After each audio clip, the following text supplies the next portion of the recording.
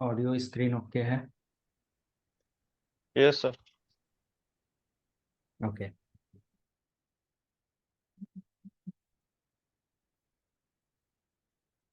तो ACL हम लोगों ने कल इस्तेमाल किया था, और अभी हम लोग नेट की सर्विस देखेंगे।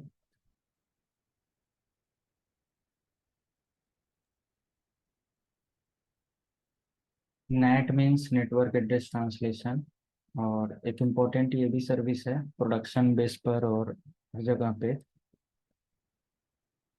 तो नेट आई थिंक सब लोगों ने कॉन्फ़िगरेशन भी किया होगा, डिफरेंट डिफरेंट टाइप्स के राउटर एंड कोर लेयर की डिवाइसेस, या जैसा हमें ज़रूरत पड़ता है। तो मैं थोड़ा सा टाइम बचाने के लिए यहाँ पर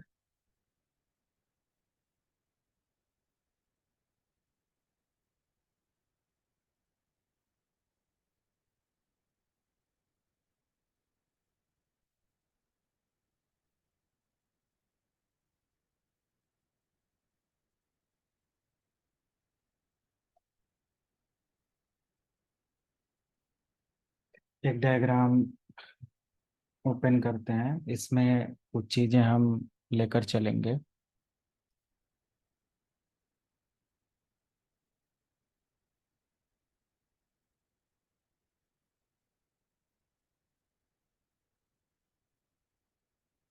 तो नेट के बारे में यहाँ पर मैंने कुछ डेफिनेशन भी मेंशन किया है। ये हमें टाइम रिड्यूस करके दे देगा, तो इजीली यहाँ से हम कवर कर लेते हैं। सो नेट आप लोगों ने कभी कॉन्फ़िगर किया है, या नेट के बारे में कोई idea? What is net? Yes sir. Net IP address change करने को पब्लिक आईपी प्राइवेट आईपी को पब्लिक आईपी में चेंज करने के लिए यूज करते हैं। राइट। तो नेट स्टैंड फॉर होता है network address translation, right? Network address translation, and it is use to convert private IP to public and public to private. तो ये private to public, public to private करने के लिए इस्तेमाल किया जाता है। फॉर एग्जांपल के लिए हमारे पास एक वेबसाइट है, जो कि यहाँ पर आप देख सकते हो, या फिर इसको हम लोग हटाते हैं। यहाँ पर एक वेबसाइट आप देखिए, है सीखो लाइव, सॉरी google.com।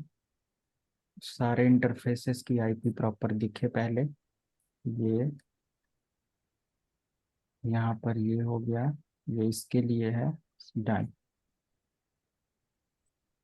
तो आप इधर चेक कर पा रहे हैं कि एक आईएसपी है, मेन सर्विस प्रोवाइडर है, और ये सर्विस प्रोवाइडर ने कोई भी तरीके का जो कम्युनिकेशन इनेबल करना है in your local area network और वाइड एरिया नेटवर्क, जो भी है, आईएसपी के ही हेल्प से हम लोग जाते हैं।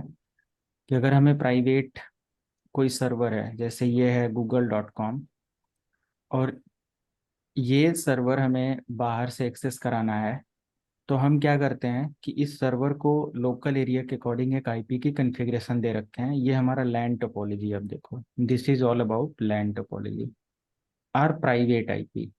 तो प्राइवेट आईपी हमने क्या दे रखा अपने नेटवर्क में? 192.168.100.1।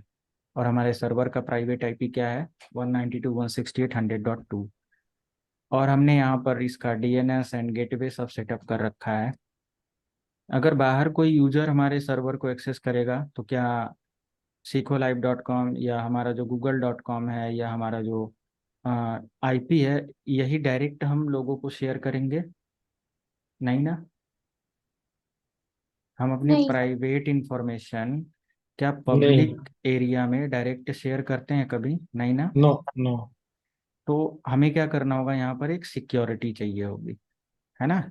एक हमें सिक्योरिटी चाहिए होगी, जिसके थ्रू हम अपनी प्राइवेट इंफॉर्मेशन क्या कर पाएं? सिक्योर कर पाएं। अदरवाइज कोई भी हैकर अटैकर बहुत आसानी से हमारे सर्वर को टारगेट कर सकता है। अगर हमारे सर्वर की आइडेंटिटी बाहर के लोगों को पता चल जाए तो बहुत आसानी से उसको कंप्रोमाइज कर लिया जाता है। इसीलिए आप देखते हो कि कोई भी डोमेन है वो मैक्सिमम पब्लिक आईपी के भी यहाँ पर एक्सेस किया जाता है, राइट। पब्लिक आईपी उसकी होती है, और वो पब्लिक आईपी किसके द्वारा होती है? Through ISP. तो फॉर एग्जांपल के लिए इस डोमेन इन्वायरमेंट में मैंने एक आईएसपी से आईपी ले रखा है और हमारी आईपी है 10.0.0.1। यहाँ पर आप देखिए 10.0.0.1। आप कोई भी आईएसपी से आईपी बाई कर सकते हो, है ना। तो 1 to 1 मैपिंग करा देंगे, और हम अपनी इस प्राइवेट आईपी को फॉर एग्जांपल के लिए 10.0.0.1 जो हमारा है, ये हमने यहाँ के लिए ले रखा है, तो हम 10.0.0.1 को भी ट्रांसफर कर सकते हैं। या हमने यहाँ पर एक आईपी ले रखा है 10.0.0.2, ऐसे कुछ करके 10.0.0.2 समथिंग ऐसे उसको दे सकते हैं। वैसे यहाँ पर ये गिवन है तो 3 कर सकते हो, 4 कर सकते हो, 5 कर सकते हो। मान लिया नंबर ऑफ सर्वर मल्टीपल है प्राइवेट आईपी में, और पब्लिक आईपी आपने मल्टीपल ले रखा है, तो एक एक सर्वर को पब्लिक आईपी के साथ क्या कर सकते हो? बाइंड कर सकते हो। तो जब भी बाहर से यूजर एक्सेस करेगा आपके इस पब्लिक आईपी पर, तो पब्लिक आईपी उस रिक्वेस्ट को ट्रांसलेट करते हुए किधर पहुंचाएगा? आपके नेट राउटर को। और नेट राउटर को पता है कि अगर 10.0.0.2 3 4 5 पर अगर आईपी रिक्वेस्ट आ रही है, कोई म्यूट कर लो उधर से, बार बार दिक्कत हो रही है तो म्यूट कर लिया करो उधर से। बीच बीच में आवाजें आती रहती हैं लेकिन म्यूट नहीं करते हैं सब। अब मैं ओपन इसलिए रखता हूँ कि कोई क्वेरी हो तो पूछ लिया करो।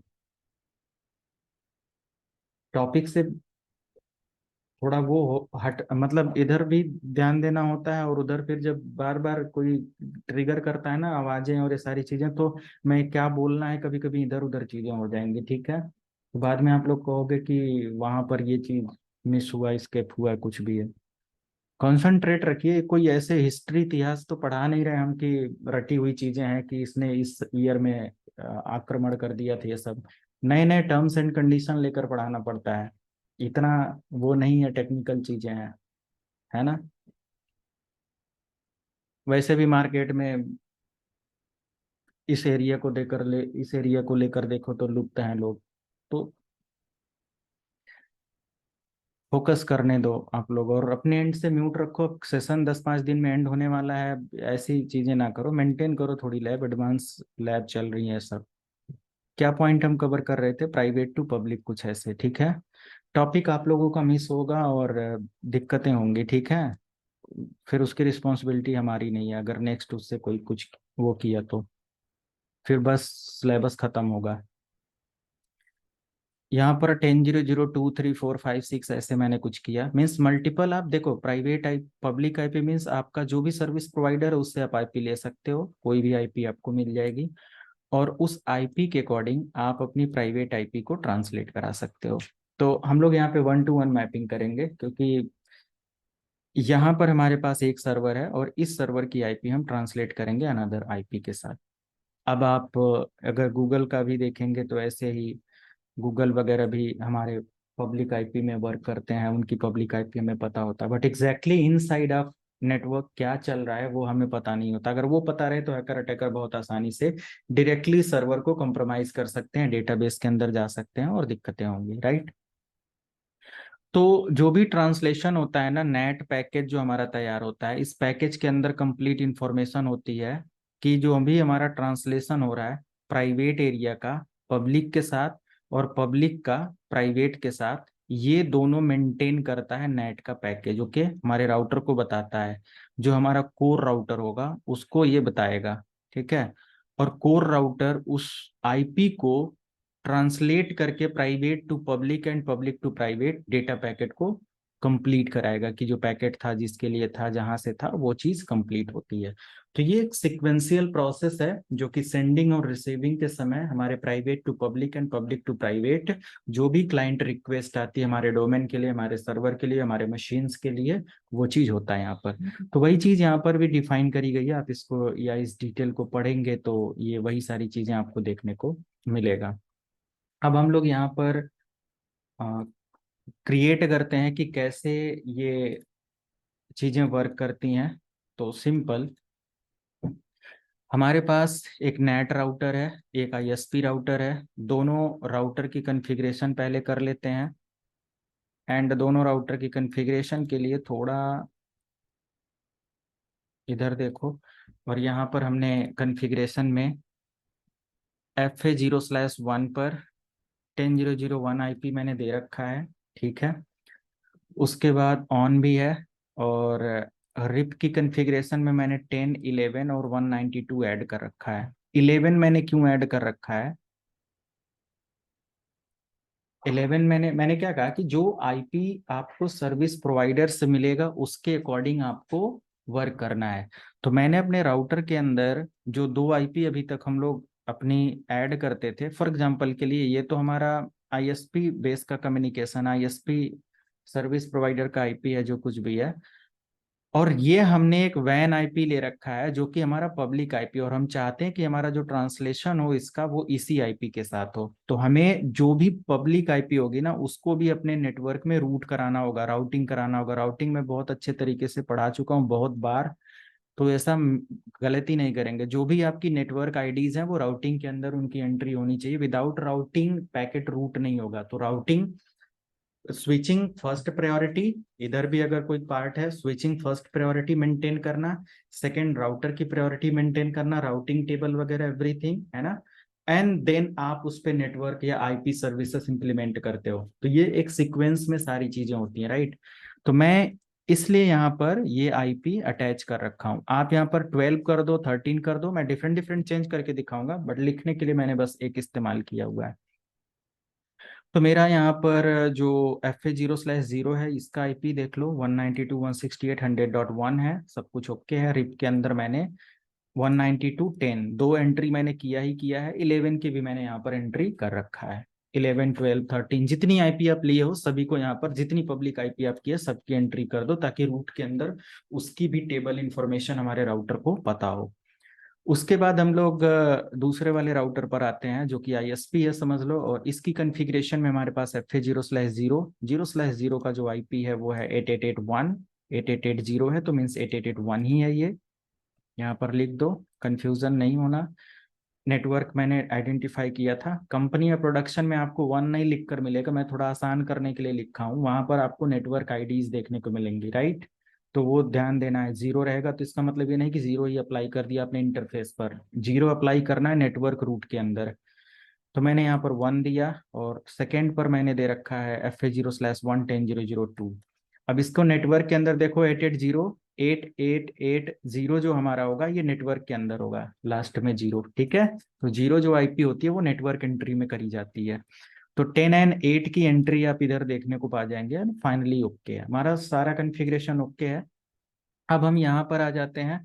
नेक्स्ट टाइम मैं जो भी राउटिंग का पार्ट होगा वो नहीं समझाऊंगा, क्योंकि राउटिंग आई थिंक अब आपको रट जाना चाहिए। मैं बस बताऊंगा कि रूट कर लेंगे पैकेट को एंड देन आगे की सर्विस ट्रांसफर करेंगे, है ना। देख रहे हो 10-10, 20-20 मिनट मुझे लग जाता है उस चीज को ट्रैक या प्रॉपर तरीके से वो कराने में, ताकि कोई कहीं से भी कोई डाउट ना रह जाए। बट फिर भी डेस्कटॉप के अंदर आ जाओ और चेक करो, 888 है। हमने इस सर्वर की आईपी दे रखा है, सबनेट मास्क है 881 है, और ये हमारा डीएनएस है। ऐसे ही हमने इस सर्वर पर आईपी दे रखा है जो कि है आईपी कॉन्फ़िगरेशन में ये, और 0, 101 डीएनएस आईपी अगर देना है दे दो आप, अदरवाइज कोई दिक्कत नहीं। और बाहर से अगर कोई भी यूजर, फॉर एग्जांपल ये यूजर पिंग करता है हमारे सर्वर से, पिंग स्पेस 192.168.100.2 आएगा रिप्लाई।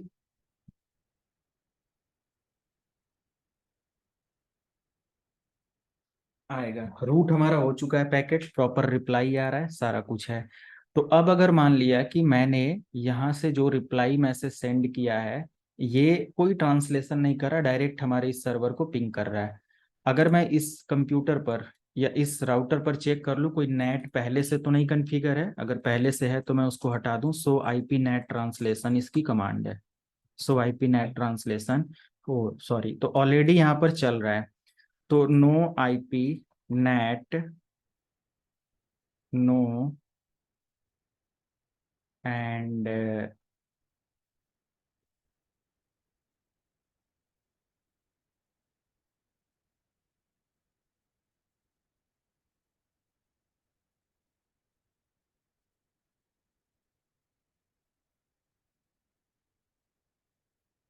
सॉरी कॉन्फ़िगरेशन मोड पे आना पड़ेगा ना।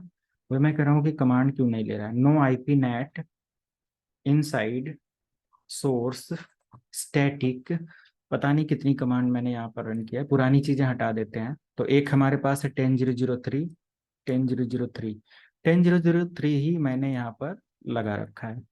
IP net source inside 10.0.0, source static source IP हमारा है 192.168.100.2 और 10.0.0.3 है।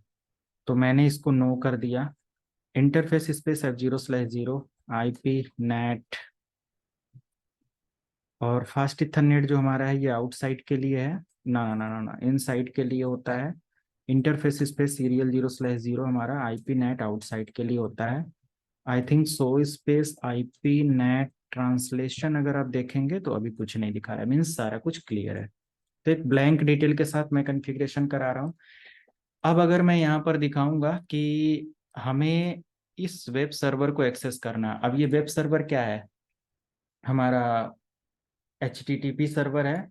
तो हम यहाँ से अगर वेब सर्वर पर आ जाते हैं और एक्सेस करते हैं लाइक 192.168.100.2 को, 192.168.100.2 को एक्सेस होगा, होगा।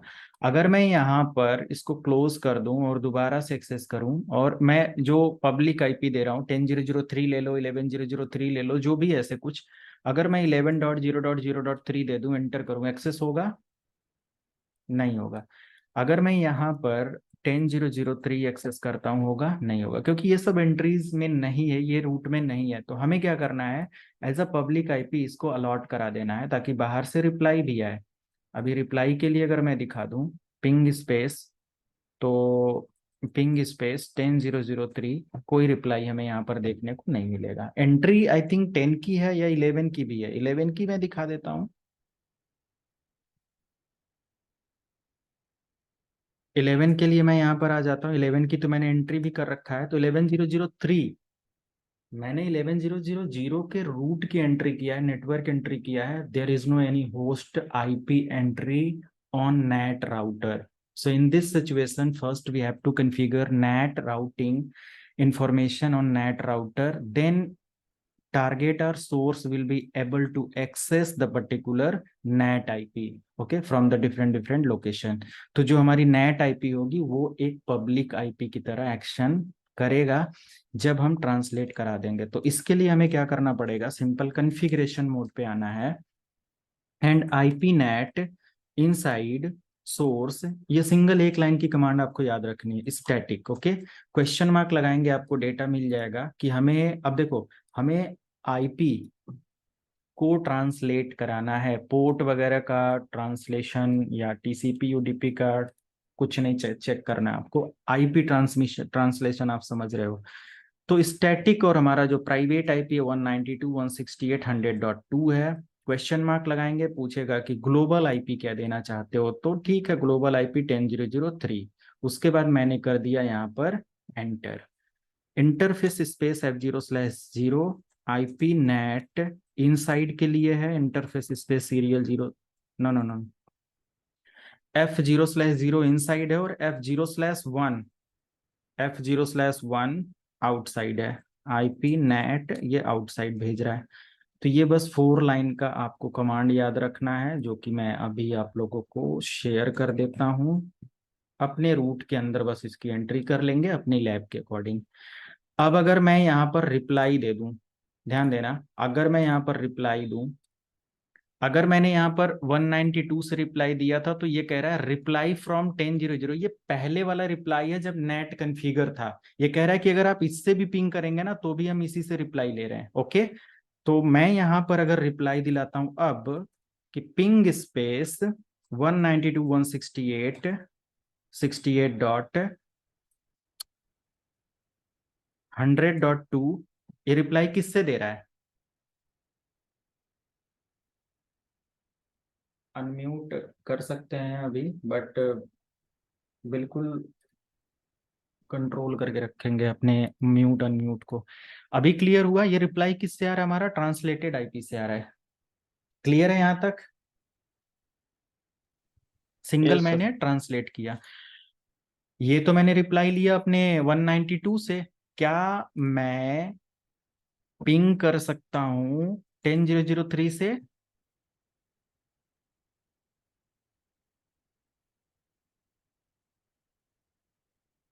इससे आ रहा है रिप्लाई ये।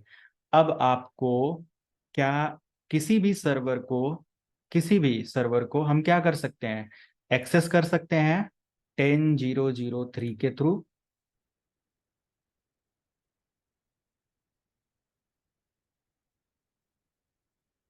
क्लियर हो गया? हमने प्राइवेट आईपी शेयर किया अपने टारगेट या बाहर के लोगों के साथ? नहीं ना? तो सक्सेसफुली हमारा हो गया। मैं अपने इस आईपी को ट्रांसलेट कराना चाहता हूँ डीएनएस की एंट्री के अंदर। तो डीएनएस हमारा इस आईपी को रिस्पॉन्ड करे, इसके लिए क्या कर सकते हैं? अगर मैं यहाँ पर डीएनएस सर्विस, ये एडमिन टीम का काम होगा, ये डीएनएस सर्विस ऑन कर देता हूँ और मैं अगर इसको google.com देता हूँ, जिसका आईपी एड्रेस है 192.168.100.2, और इसको मैं ऐड करके सेव कर देता हूँ, तो क्या बाहर के जो यूजर हैं वो अगर दोबारा से google.com को एक्सेस करते हैं, कर पाएंगे?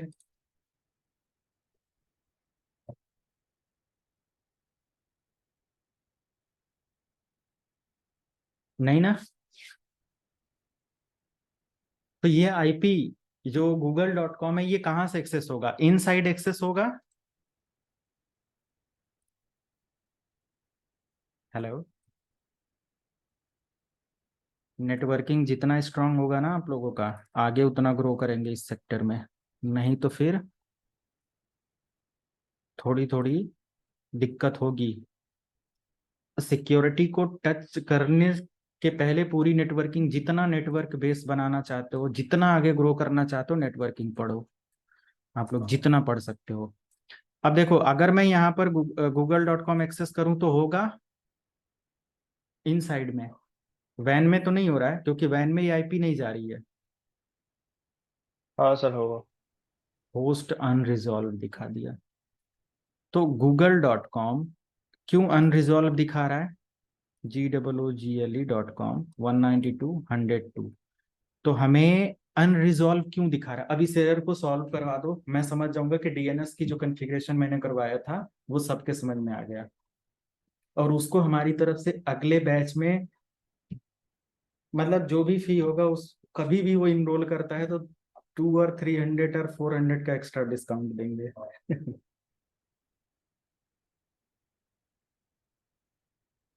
विद इन मिनट बताना है, वैसा भी नहीं सर्च मारो गूगल पे और एंट्री करके दिखाओ। सॉल्व करवाइए।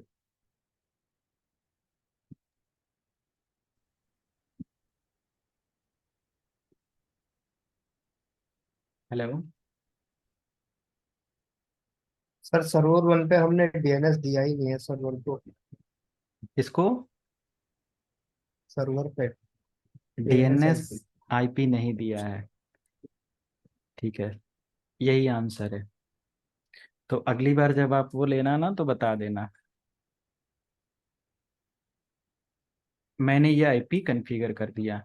जब डीएनएस अनरिजॉल्व दे रहा है, मीन्स वो IP to name, name to IP नहीं कर पा रहा है, तो ऑब्वियसली हम एनएस लुकअप करके ट्रबल शूट कर लेंगे। आंसर आप डायरेक्टली दे दिए, वो भी बेटर था, बट एक बेटर आंसर और दे सकते थे कि एक बार अगर होस्ट अनरिजॉल्व का कुछ ऑप्शन है तो अनरिजॉल्व करके देख ले हम लोग, IP to name, name to IP हो रहा है कि नहीं। और जैसा नहीं हो रहा है उस अकॉर्डिंग हम देख लें कि हमारा नेम टू आईपी नहीं हो रहा है तो वो प्रॉब्लम है, आईपी टू नेम नहीं हो रहा है तो फॉरवर्ड या रिवर्स लुकअप जोन किसका प्रॉब्लम है, राइट? वो फिक्स हो जाता।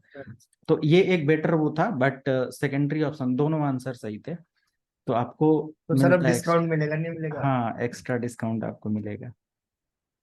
ठीक है, इसको रिकॉर्ड करके आप भी रख सकते हो, नहीं कहोगे कि नहीं मिला, मिलेगा 100%। तो यहाँ पर हम लोग अब इन साइड के यूजर को सर्च करें और चेक करें। चेक करने के लिए हम इसको एक बार क्लोज करते हैं।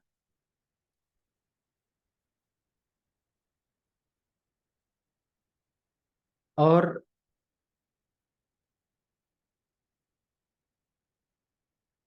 खुल जाओ भाई google.com। तो अगला भी आंसर बता दो, अभी भी अनरिजॉल्व दे रहा है, अब क्या करें?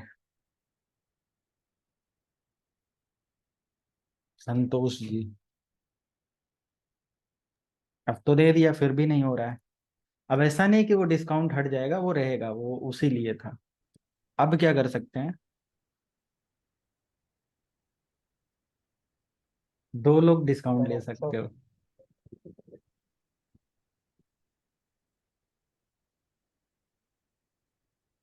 क्लाइंट साइड भी तो वो देना पड़ेगा ना, पब्लिक सर डीएनएस दूसरे एक। सिस्टम पे भी तो देना पड़ेगा डीएनएस। हाँ, रिसर्च पब्लिक सिस्टम। डीएनएस की एंट्री करनी पड़ेगी।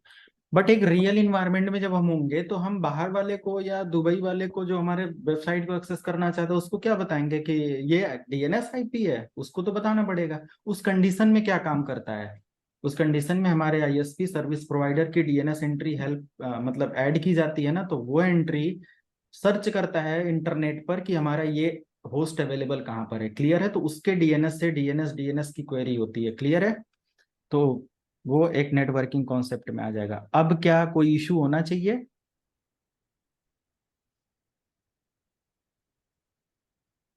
नहीं, अब एक्सेस होना चाहिए। नहीं होगा तो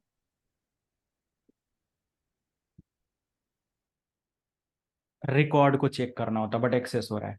अब बाहर से अगर मैं इसके थ्रू एक्सेस करवाता हूं तो होगा? नहीं हो रहा है। आईपी से तो होगा बट इससे नहीं हो रहा है। तो हम क्या कर सकते हैं अब बताइए। अब यहां से एक्सेस कराना है google.com को, हमने एंट्री कर दिया google.com और सबको पता है। अब बताइए क्या करें। ये जो कॉन्फ़िगरेशन है यहाँ पर, जो डीएनएस आईपी है, डीएनएस रिकॉर्ड है, यहाँ पर कोई नहीं है। बट इसके कॉन्फ़िगरेशन में थोड़ा सा मतलब एडिशनल है। अभी नेट से हम लोग बाहर थोड़ा सा टहल रहे हैं, देखते हैं कितना आ, आपको प्रैक्टिकली आप लोग कवर करते हो। अब यहाँ पर कुछ आप लोगों को दिख रहा है कुछ ऐसे क्या कर सकते हैं क्या नहीं, क्या करना है आगे? सर सर सर्वर की आईपी यहाँ पे भी देनी पड़ेगी डीएनएस बना के।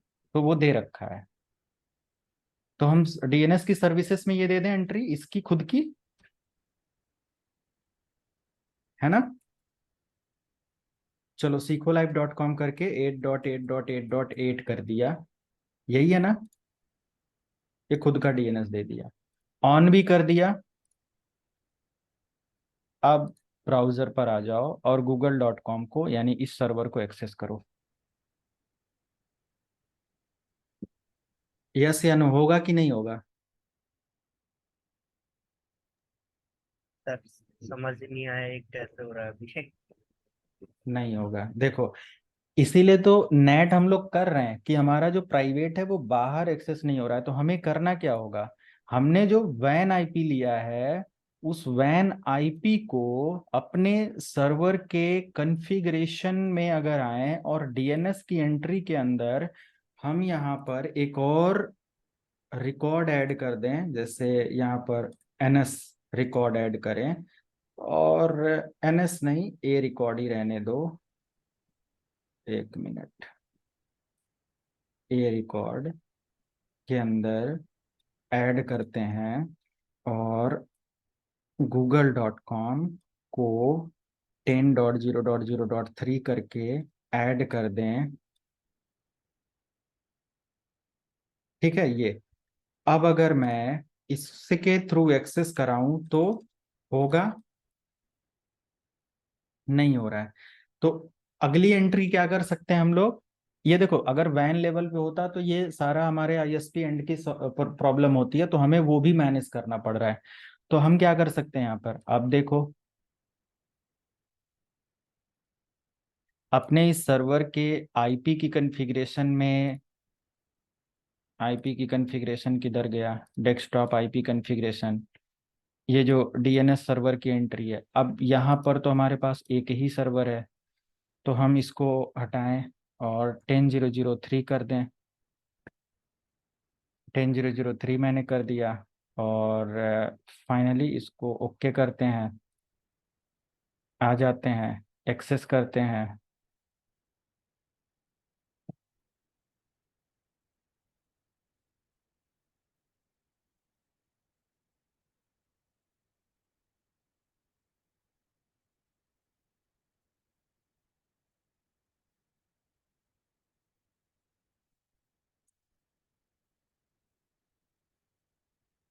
हो रहा है?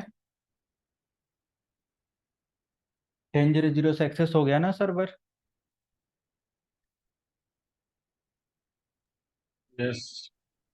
तो ये प्रोसेस अब मैं एक्सप्लेन करता हूँ। 10.0.0 या google.com नेम रिजॉल्व नहीं हो रहा है, वो तो एंट्री के अंदर थोड़ा टाइम भी लेता है, वो वर्क करता है। अब देखो, प्राइवेट टू पब्लिक से बेनिफिट क्या हुआ। हमने यहाँ पर डीएनएस के थ्रू आपको लाइव एक वेबसाइट का पूरा कॉन्सेप्ट दिखाया। कंपनी के अंदर इसी पर्पस होता है कि कोई सर्वर का जो प्राइवेट है पूरी तरीके से हाइड रखो, चाहे वो डायरेक्टली मशीन एक्सेस कराना हो या डायरेक्टली।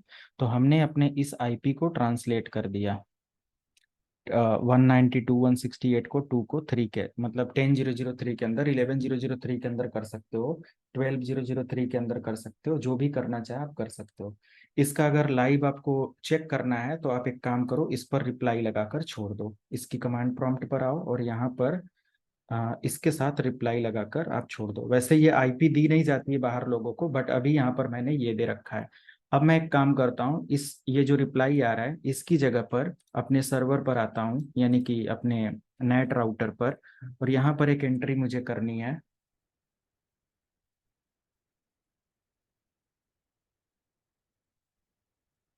इनेबल कॉन्फ टी, और जो आईपी,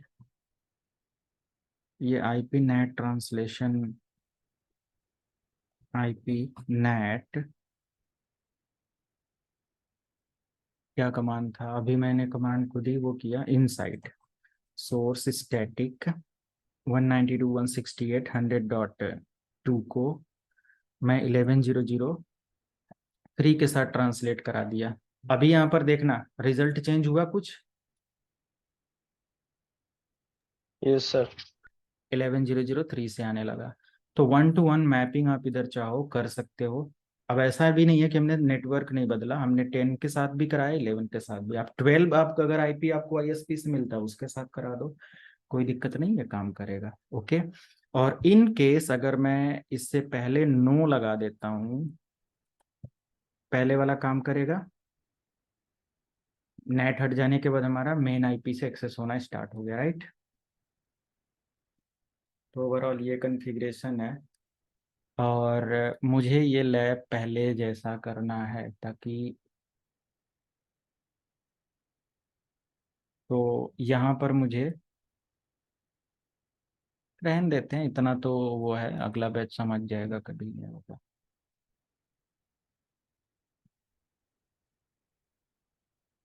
तो ये कमांड है, मैं इसको, नेट की कॉन्फ़िगरेशन ऑलरेडी मैंने शेयर कर रखा है, बट आप लोगों को दोबारा से शेयर करता हूँ।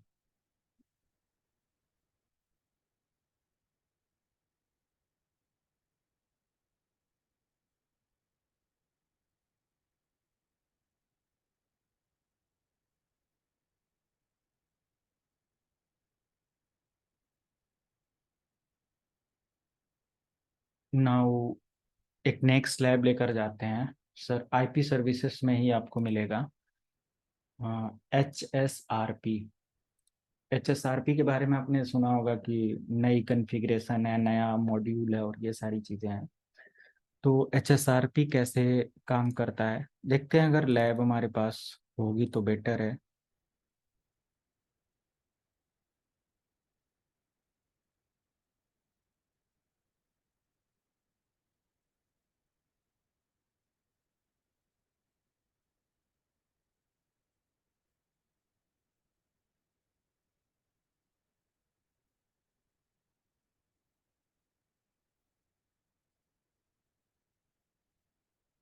ओके, HSRP का ये एक लैब है, इसमें करना कुछ नहीं है। सिंपल लैब बनाने के लिए आपको क्या करना है,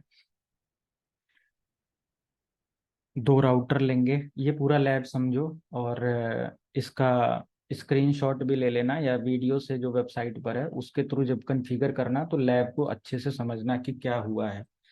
यहाँ पर हुआ क्या है कि हमने ये जो राउटर ले रखा है, ये एक इंटरनेट राउटर है, यहाँ पर लिखा भी हुआ है this is the internet router. Okay, internet जिसके थ्रू हमारा चल रहा है, हमारी कंपनी के थ्रू, ये समझ लो सर्विस प्रोवाइडर है एक, this is the service provider.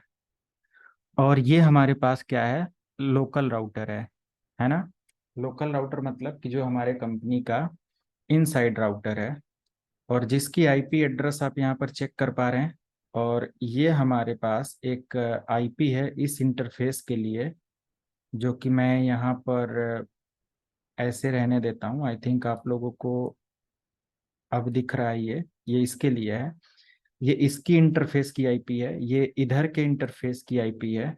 ये मान लिया जियो का कनेक्शन है और इधर एयरटेल का एक कनेक्शन है इस इंटरफेस के लिए, ये दोनों। ठीक है, तो हुआ क्या यहाँ पर, ये हमारे पास एक इंटरनेट है जहाँ से हमने एक्सेस करना है कुछ, या ये हमारा google.com है जो चल रहा है। और इस यूज़र को क्या करना है, google.com आपका भी सर्वर हो सकता है, मैंने यहाँ पे जस्ट एग्जांपल दिया है। ये सरफेस वेब पर जाकर वेबसाइट को एक्सेस करता है www.google.com। बट इसको मैंने क्या किया है, HSRP के through, hot standby router protocol के थ्रू ड्यूअल लाइन अलॉट कर रखा है। मीन्स एक तरीके का लोड बैलेंसर का काम करा रखा है, लोड बैलेंसिंग, या बोल सकते हो कि रेडिडेंसी। ये क्या कर रहा है, एक तरीके का रेडिडेंसी नेटवर्क कॉन्फ़िगर करके देता है। जहां कहीं भी लोड बैलेंस या रेडिडेंसी टाइप का कॉन्फ़िगरेशन होता है, वहां पर अगर हमारा जियो का लाइन डाउन हो जाता है तो एयरटेल वहां पर क्या करेगा, सर्विस देता रहेगा। यूजर को ना ही अपनी आईपी चेंज करने की जरूरत है, ना ही नेटवर्क चेंज करने की जरूरत है, कोई चेंज करने की जरूरत नहीं है। ये हमारा क्या करता है, एक तरीके का एयरटेल डाउन होगा तो ऑटोमेटिक हमारी ट्रैफिक किसके थ्रू जाएगी, जियो के थ्रू जाएगी। अभी क्लियर है।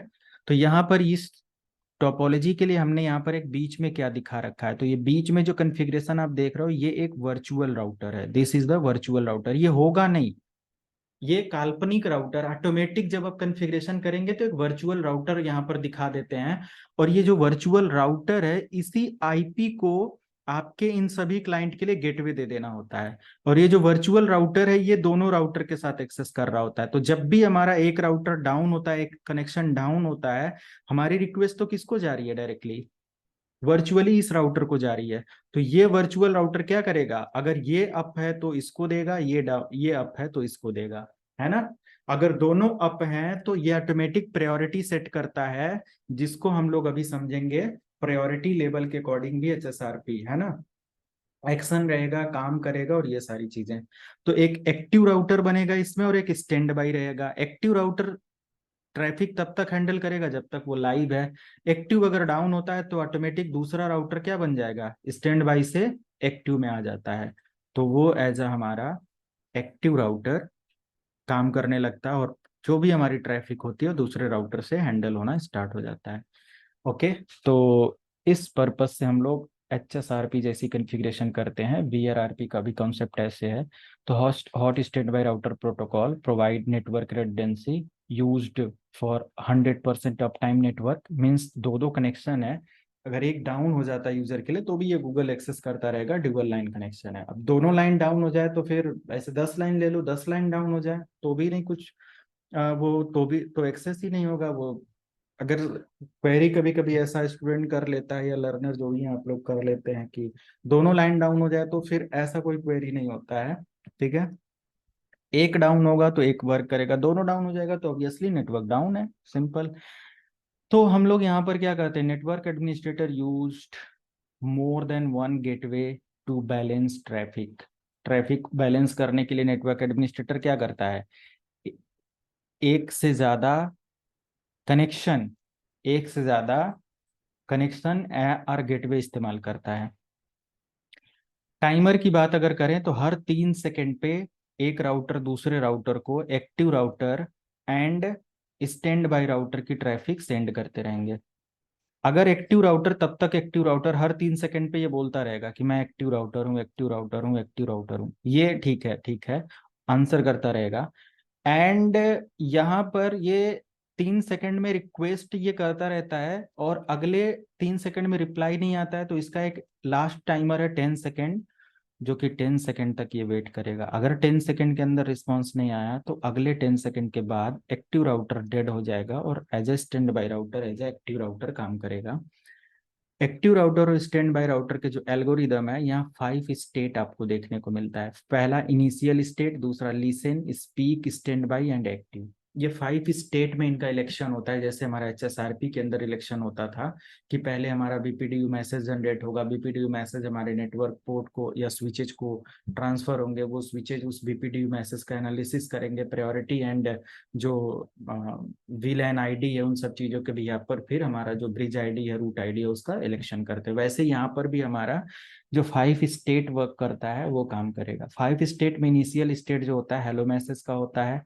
लिसन जो होता है, ये लिसन फॉर वर्चुअल एड्रेस, ये वर्चुअल एड्रेस को क्या करते हैं, लिसन करते हैं। स्पीक में क्या होता है कि राउटर सेंड करता है हेलो मैसेज इलेक्शन के लिए कि एक्टिव और स्टैंड बाई हमें बनना है।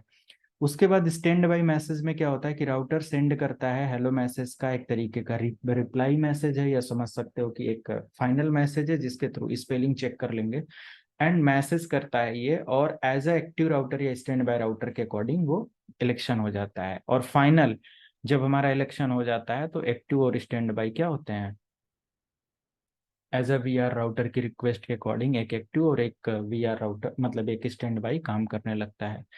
HSRP प्रायोरिटी यूज करता है और ये डिसाइड करता है हाईएस्ट IP को या प्रायोरिटी वैल्यू को इलेक्शन को जीतने के लिए। तो डिसाइड करना हाईएस्ट IP, अब मान लिया कि 10 और 192 में हाईएस्ट IP कौन है, 192 है, तो IP का भी प्रायोरिटी होता है, या तो फिर प्रायोरिटी वैल्यू है जो कि 0 से लेके 255 तक होता है। तो बाय डिफॉल्ट दोनों राउटर का जो प्रायोरिटी होता है वो 100 होता है, 100 होता है। तो दोनों प्रायोरिटी के बिहाफ पर तो इनका इलेक्शन होना मुश्किल है, क्योंकि सबके सभी राउटर के बाय डिफॉल्ट प्रायोरिटी 100 है। तो हमें यहाँ पर क्या करना होगा, डिफॉल्ट प्रायोरिटी यहाँ पर लिखा है, तो हमें या तो प्रायोरिटी को मैनुअली कॉन्फ़िगर करना होगा या एज अ राउटर ID यहाँ पर काम करेगा। राउटर ID के बारे में OSPF में भी बताया था मैंने कि कौन से राउटर ID होती है। तो हाईएस्ट राउटर IP जो होता है वही एज अ राउटर ID होता है। तो यहाँ पर वैल्यू कह रहा है कि राउटर ID या प्रायोरिटी ID के बिहाफ पर active and stand by router का इलेक्शन होता है। प्रायोरिटी दोनों का 100 है। यहाँ पर कॉन्फ़िगरेशन के लिए सिंपल हमारे पास एक कमांड है, स्टैंड बाय, ग्रुप नंबर दे देंगे, IP देंगे, और वर्चुअल राउटर की जो भी VR IP है वो दे देंगे। ये कोई भी रैंडम IP आप दे सकते हो VR IP की जगह, ये किसी से खरीदना नहीं है। और फिर ये जो IP है ये दोनों राउटर के साथ हमारा VR IP के अंदर ऐड होगा। प्रायोरिटी चेंज करना है तो यहाँ पर प्रायोरिटी चेंज कर सकते हो, बट प्रायोरिटी जब भी आप चेंज करें प्रिंट कमांड अप्लाई करना पड़ेगा ताकि प्रायोरिटी राइट हो पाए आपकी कॉन्फ़िगरेशन रजिस्टर के अंदर, तब ये काम करता है, राइट। तो इसके लिए कॉन्फ़िगरेशन पैनल हमारा क्या होगा, सिंपल। सबसे पहले तो हमें मान लिया कि इस राउटर पर लेकर जाएं या इस डिवाइस पर, और इसका कॉन्फ़िगरेशन देखें ब्लैंक है। इस वाले IP पर होगा कॉन्फ़िगरेशन, आई थिंक, हाँ 100.10 है, और इसका गेटवे मैंने 100.1 दे रखा है।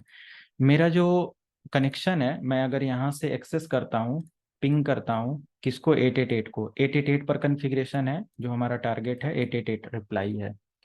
अगर मैं इस PC से रिप्लाई लेता हूँ कि पिंग करो तुम गूगल सर्वर से, जो कि है 8.8.8.8, आ रहा है रिप्लाई, तो ये अभी बता देगा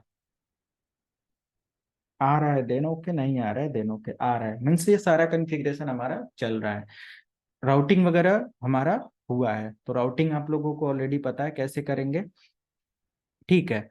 तो अब राउटर के बाद हम यहाँ पर ये देखें कि हमारी ट्रैफिक इधर जा रही है, तो ट्रैफिक ये कौन से राउटर से जा रही है, यानी कि इसमें स्टैंड बाई और एक्टिव राउटर भी होगा, है ना, इसके अंदर होगा। तो इसको चेक करने के लिए आप किसी भी राउटर पर आ जाओ और यहाँ पर चेक करो, इनेबल करके show space standby, enter, तो ये बता देगा कि ये router as a active router काम कर रहा है। तो हम एक काम करते हैं, जो कि ग्रुप 1 के अंदर ये बना हुआ है, तो पहले इसको हटा देते हैं। No standby configuration mode के अंदर, नो IP स्टैंड बाई,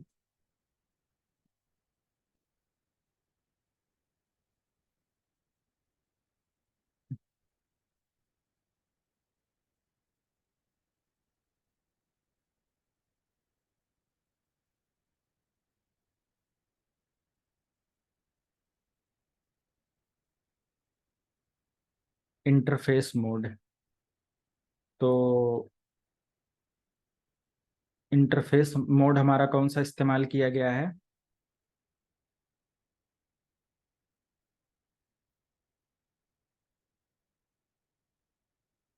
यहाँ पर देखिए नेट ए यानी कि पहले राउटर पर जो इंटरफेस आईपी है 192,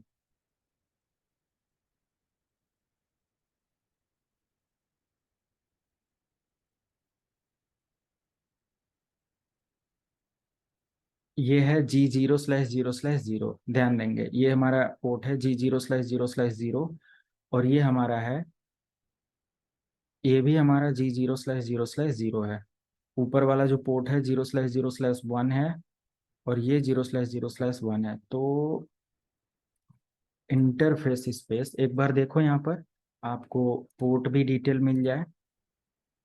तो जीबी इथरनेट 0/0/0 पर ये ग्रुप आईडी चल रही है ना। तो अगर कोई भी रनिंग डेटा है उसको हटाना है तो ये सब डिटेल्स आपको याद रखना होगा, 0/0/0। और मैं यहाँ पर no standby one, one group को हटा दिया, और वन के बाद जो भी हमारा आईपी था, नो स्टैंड बाई वन अगर मैं डायरेक्टली एंटर करूँ तो हट जाएगा, इधर भी हो गया। और ऐसे ही इस राउटर पर भी enable conf t interface space G0/0/0 no no standby one enter, हटा दिया। अब जैसे ही मैंने हटा दिया, आप इधर रिप्लाई चेक करो डेस्कटॉप पर, क्या रिप्लाई हमारा आ रहा है। वो तो स्टैंड बाई पहले से कॉन्फ़िगर था, HSRP तो आ रहा था, नहीं आ रहा है ना 888 से। क्यों क्यों नहीं आ रहा है? इसकी लाइव मॉनिटरिंग हम लोग करते हैं। अभी किसी राउटर पर मैंने HSRP कॉन्फ़िगर नहीं किया, बिल्कुल हमारा ब्लैंक है, बस राउटिंग मैंने कर दिया है। सारे राउटर की आईपी इंटरफेसेस सब आप देख रहे हैं। तो अगर मैं इस पीसी से कोई ट्रैफिक या कोई पैकेट जनरेट किया हूं और मैं चेक करना चाहता हूं, कि काम करो, ये जो ट्रैफिक है इसको क्लोज कर देते हैं, इसको भी क्लोज कर देते हैं, टाइम आउट ही है अभी।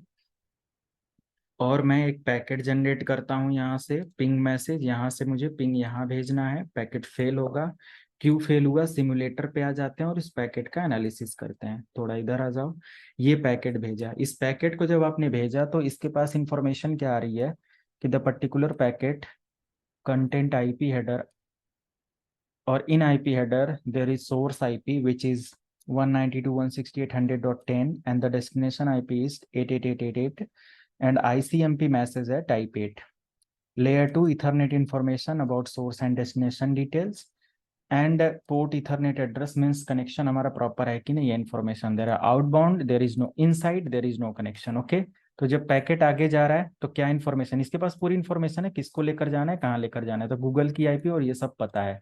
हमारे राउटर को भी तो पता होना चाहिए कि गूगल अवेलेबल कहाँ पर है। तो गूगल हमारा ये गेटवे किसको दे रहा है, यहाँ पर देखिए गेटवे किसको दे रहा है, 192.168.100.1 को। अगर 100.1 जब वर्चुअल राउटर और मैंने एक्टिव ही नहीं किया है, तो क्या हमारी जो गेटवे की डिटेल्स है या जो हमारा पैकेट है वो गेटवे पर एक्सेप्ट होगा? ना ही मैंने इसका गेटवे दिया है, ना ही मैंने इसका गेटवे दिया है। तो हमारा पैकेट दोनों में से किसी राउटर के द्वारा रिसीव किया जाएगा,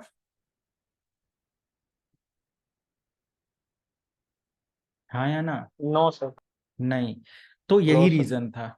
अगर मैं अपने इस कंप्यूटर को गेटवे दे दूं यहाँ पर 102, तो क्या हमारा पैकेट सक्सेसफुल जाएगा? हाँ सर। तब जाएगा, ठीक है। तो लेकिन अगर ये राउटर डाउन हो जाए तो क्या ये राउटर फिर एक्सेप्ट करेगा? नहीं करेगा। हमें तो दोनों को एक साथ लाइव करना है कि नहीं।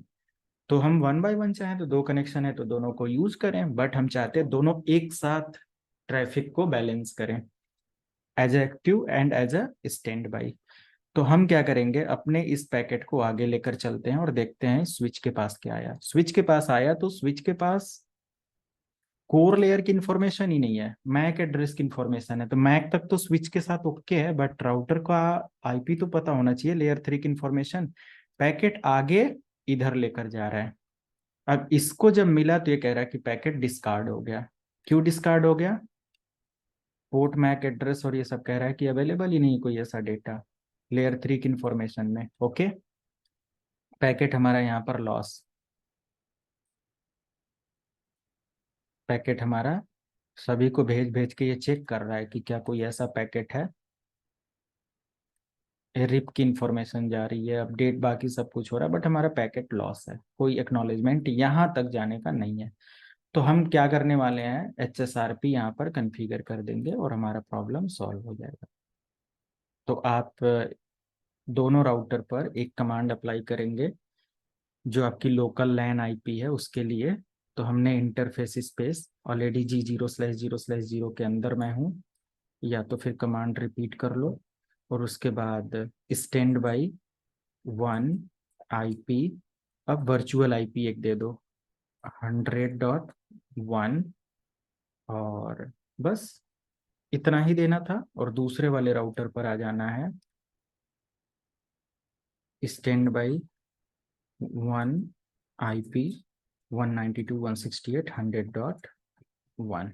अब दोनों राउटर आपस में अभी मैसेज 3 सेकेंड के अंदर सेंड करके काम कर देंगे। हो गया, एक ने कर दिया और कह रहा है कि मैं क्या बन गया, एज ए एक्टिव राउटर बन गया। ठीक है, एक्टिव राउटर ये बन गया। सो स्पेस स्टैंड बाई, आप अगर चेंज करते हैं so space stand by question mark लगा के, सो स्पेस स्टैंड बाई, उधर भी देखो मैसेज आ गया, ए स्टैंड बाई बना। तो सो स्पेस स्टैंड बाई अगर आप चेक करते हो तो दोनों का प्रायोरिटी देखो, इसका भी 100 है और सो स्पेस स्टैंड बाई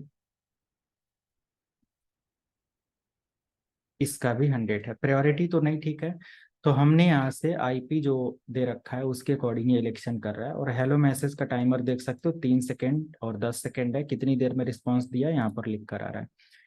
हमने जो यहाँ पर ग्रुप 1 के अंदर एड्रेस डाल डाल रखा है वो आप देखो, स्टेट जो हमारा इसका अवस्था क्या है, कौन से स्टेट में है, स्टैंड बाई, और ये एज ए एक्टिव राउटर है, काम कर रहा है। और फाइनली हमारा यहाँ पर मैसेज दोनों राउटर के द्वारा डाउन फॉल होने के बाद भी सेंड होना स्टार्ट हो जाएगा। आप देखो रिप्लाई आ रहा है। इन केस अगर हमारा एक कनेक्शन ये वाला डाउन भी हो जाए, अभी हमारा ट्रैफिक किधर से जा रहा है, नेटवर्क ए के राउटर से या बी के राउटर से, एक है। ए के। जिसको समझ में आया उसको क्लियर है कि ए से जा रहा है क्योंकि वो एक्टिव राउटर है। मैं चेक भी कर सकता हूँ रिप्लाई जो हमारा जा रहा है, रिप्लाई अभी चल रहा है ना इधर, हाँ चल रहा है। तो हम इस पर आ जाएंगे और चेक करके देखेंगे पैकेट को।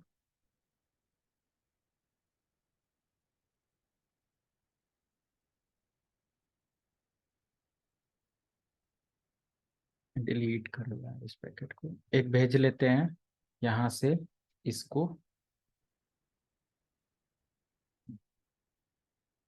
देखा, इधर वाले राउटर से जा रहा है, अब ये वहां तक जाएगा, देख रहे हो ना, इसको रास्ता पता है। पैकेट ऐसे ही है, बट इन केस हमने क्या किया, यहाँ से इस राउटर को डाउन कर दिया, अब पैकेट क्या होगा, बी से जाएगा सर। बी से जाएगा। हमें कुछ चेंज करने की जरूरत नहीं है, देख रहे हो आप।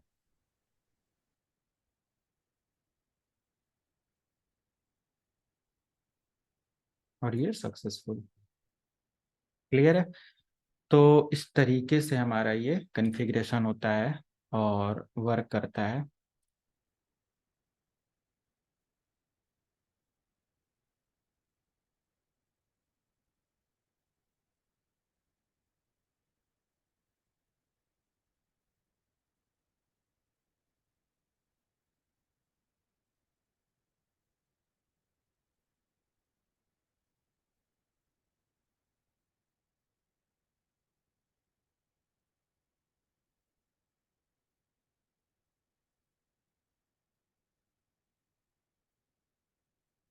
कोई क्वेरी क्वेश्चन?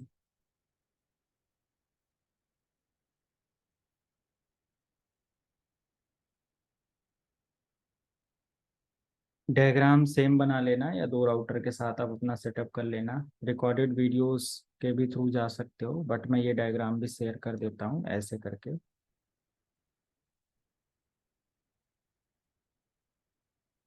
ठीक है, सेम डायग्राम है, सारी कमांड्स है, सारा डेफिनेशन है, आप इसके थ्रू HSRP और ये डेस्कटॉप पर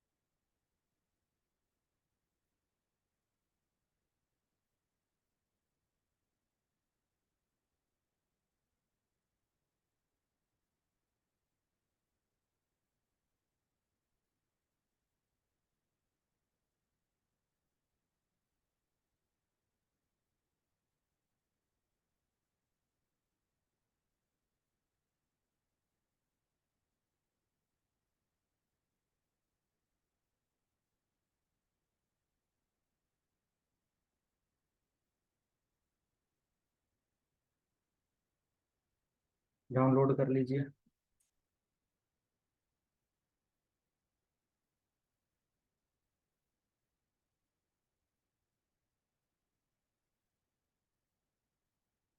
सर एक क्वेश्चन पूछना था sir. Hmm. Of sir topic है या ऑन टॉपिक है? सर एक बार क्वेश्चन एक बार सुन लीजिए सर आप, और हाँ, कुछ बता बताइए। सकते हैं तो। सर अभी जैसे कि ये हमने आपने बताया कि दो इंटरनेट लाइन है, अगर एक डाउन हो जाती है तो एक पे चलता रहेगा। तो ऐसे ही हम्म। हम ऑफिस में हमारे पास दो लाइन है। तो हम्म। हमें मैनुअली हमें क्या कहते हैं बस केबल चेंज करनी पड़ती है, तो इथरनेट आप, केबल। हाँ, दो राउटर के थ्रू आप इसको मेंटेन कर सकते हो। तो इसमें सर क्या डिवाइस ये राउटर लगेंगे सर? अभी सर जो ऐसे ही नॉर्मल कोई स्विच लगे हुए हैं इंफोसिस के L2 स्विच है, तो नेटवर्क उसी। लेवल की डिवाइस चाहिए, मीन्स कोर लेयर की, है ना, जिसके अच्छा अंदर सर। HSRP सपोर्ट कर रहा हो। अगर स्टैंड बाई कॉन्फ़िगरेशन सपोर्ट करता है, आप हाँ सर। स्विच पे क्वेश्चन मार्क लगा के देख लेना, या इंटरफेस पर जाकर question mark stand by configuration है कि नहीं, ठीक। अच्छा अगर यानी कि इसको, सर एक एक राउटर डिवाइस लगेगा उसमें। उसमें हाँ उसमें हम दोनों केबल लगाएंगे और उस पे ये हम वो कर क्या कहते हैं कॉन्फ़िगरेशन कर देंगे। हाँ, एक राउटर पर नहीं, अलग अलग कनेक्शन होंगे ना दोनों के। हाँ हाँ सर। एक राउटर पर जो हमारा ADSL राउटर या कनेक्शन के लिए आता है, उस पर पॉसिबल ही नहीं है ये। एक राउटर पर दो लाइन नहीं चलेगी ना, अलग अलग सर्विस प्रोवाइडर के अलग अलग कनेक्शन दिए जाएंगे अलग एक अलग ही कनेक्शन है, राउटर। हाँ सर। उन दोनों को हम राउटर के थ्रू अपने कोर स्विचेज, कोर जो डिवाइसेस हैं उनके थ्रू क्या कर सकते हैं, कॉन्फ़िगर कर सकते हैं, राइट। Okay sir. आप अगर कोर लेयर का स्विच है, क्योंकि स्विच के अंदर भी मैक्सिमम कोर लेयर की कॉन्फ़िगरेशन आपको L3 स्विचेज में देखने को मिलता है ना। हाँ सर। अगर वैसा है तो एक एक लाइन के लिए एक एक कॉन्फ़िगर करिए और उसको मैनेज करिए ठीक है सर। इंटरफेस को। तो वो मान लिया कि स्विच वन का इंटरफेस वन आपने लिया है, उस पे ग्रुप वन बनाइए, और दूसरे वाले लाइन के लिए दूसरा डिवाइस आपने जो लिया है उसके लिए आप ग्रुप वन बनाइए। और ऑटोमेटिक दोनों प्रायोरिटी और IP, highest IP lowest IP के अकॉर्डिंग वो सेट कर लेंगे, ठीक। आपका दोनों लाइन काम करेगा एज अ वर्चुअल आईपी या VRRP की तरह, वो एक्शन में आ जाएगा, ठीक है। तो हमें ज़रूरत क्या, किस चीज़ की पड़ेगी, हमें डिवाइस की ज़रूरत पड़ेगी बस, जिस पर हमें स्टैंड बाई की कॉन्फ़िगरेशन देखने को मिले, ओके। Okay sir. तो लाइन बदलना पड़ता है वो भी ठीक है। आप कौन सा स्विच इस्तेमाल होता है, नॉर्मल डी लिंक वगैरह ऐसे नॉर्मल जो होते हैं? हाँ हाँ सर। हाँ सर। तो फिर ऐसे ही चलने दो, आप क्यों वो। नहीं सर, बाकी वैसे आप, ही मैं आगे जैसे सॉल्यूशन क्या होगा हाँ, उसी के लिए बाकी आप पूछा। चाहो तो टीम के साथ या एडमिन टीम के साथ वो कर सकते हो लेकिन कहे कि तुम खर्चा करवा रहे हो। हाँ सर, सर गवर्नमेंट का है, अगर होगा तो, क्योंकि बात चल रही थी कुछ डिवाइस एक लेंगे तो वो ऑटो स्विच हो जाएगा फिर उससे, अगर कुछ भी डाउन होगा तो। हाँ, ऐसा भी होता हाँ होता सर। है जिसमें ये ऑटोमेटिक सारी चीजें होती है, बहुत सारे टेक्नोलॉजी हैं। ये आपने एक ऐसे बेसिक टेक्नोलॉजी पढ़ा हुआ है, मल्टीपल सब टेक्नोलॉजी हैं जिसके थ्रू ये सारी चीजें मेंटेन मैनेज होती हैं। लाइक ईथर चैनल भी मैनेज कर सकते हो आप, बंडलिंग करा सकते हैं, है ना, उसके भी थ्रू वर्क काम करेगा। लाइंस ऑटोमेटिक डाउन हो जाएंगी, जिसको NIC टीमिंग बोलते हैं। सर्वर है तो NIC टीमिंग एक ही डिवाइस से काम करा दो, एक OS ऑपरेटिंग सिस्टम डाल के किसी विंडोज मशीन पर, है ना। दो लैन पोर्ट के साथ सर, हाँ? हाँ, दो लैन पोर्ट के साथ कॉन्फ़िगर कर दीजिए, NIC टीमिंग उसको बोलते हैं। तो हैं बहुत सारी टेक्नोलॉजी हैं, जैसा नीड हो वैसा आप कॉन्फ़िगर कर सकते ठीक है सर। हो। और किसी का कोई क्वेरी एंड करें फिर? Yes hello sir. सर। हाँ जी। हाँ सर, मैं एक सवाल पूछ रहा था सर। जैसे कि हमारे कॉलेज में सर अक्टूबर में सर कंपनी आने वाली है सर, नेटवर्किंग, जैसे HCL कंपनी सर। हम्म। तो सर उसमें सर इंटरव्यूअर से किस टाइप के सर क्वेश्चन कर सकते हैं सर? क्या सर आप बता सकते हैं सर? कभी मैं तो इंटरव्यू दिया नहीं हूँ सर, इसी रिलेटेड। जॉब प्रोफाइल भेजा है, वहां से मिला है नहीं? नहीं सर। तो मैं एक लोगों को अरेंज कर दूंगा HCL से ही, वो आपको हाँ, कल देखेंगे, अगर सेशन में जोड़ सकते हैं तो ऐड कर लेंगे, कैसे क्या होता है वो बता देंगे, ठीक। जी सर। या मैं कन्वर्सेशन करके फिर वो शेयर कर दूंगा। वहाँ पे ओके। 3 राउंड होते हैं ऐसे, जब कैंपस सिलेक्शन के लिए आप जाते हो सारी चीज़ें के लिए। अभी कोई HCL में है इसमें वर्किंग? No sir. अरे नो कोई नहीं है। नो सर, अभी तो कोई नहीं है सर। एक भैया हम लोग के सीनियर जो थे ना, उनको सर सिलेक्शन तो हो गए थे सर, लेकिन उनको है सो सर बुलाया ही नहीं है सर। तो इसीलिए सर अभी तक कोई नहीं है सर। तो सिलेक्शन हो जाएगा तो बुलाएंगे क्यों नहीं? कितना टाइम हुआ? और सर 4 महीना हो गया सर। और तो फिर नहीं हुआ है, वो विद इन मंथ आपको सारे रिजल्ट दे देते हैं। विद इन मंथ क्या जी सर। मतलब, विद इन 10 डेज 15 डेज।